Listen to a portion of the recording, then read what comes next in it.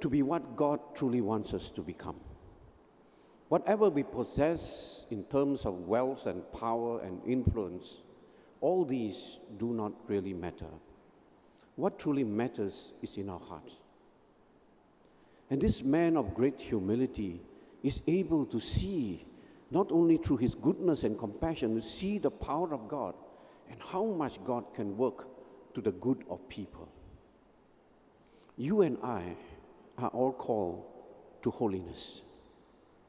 If we do not believe that we can grow in holiness, we are limiting God.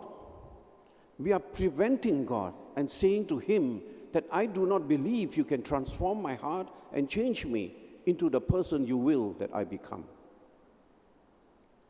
That same Spirit that gave such great wisdom to the Roman centurion is the same Holy Spirit that moved Pope Cornelius and also Bishop Cyprian in the 3rd century to suffer great persecution and willingly die for their faith.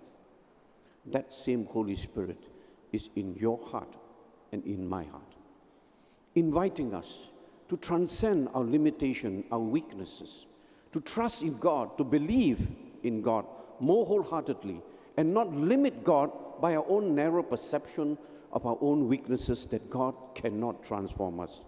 He wants us and invites us today to grow in that holiness of becoming more like Christ.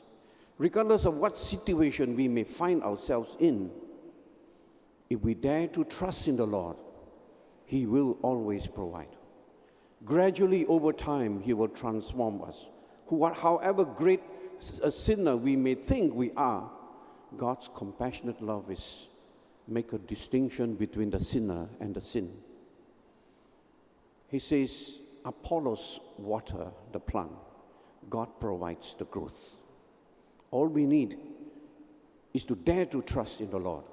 Open our hearts with greater sincerity and trust in the Lord that He will surely transform us to become the person like the centurion with faith that truly witnesses to the gospel, and that we can then become God's witness to bring a world of greater peace, renewed hope, and confusion of people's life. It is Jesus who will give us the answer.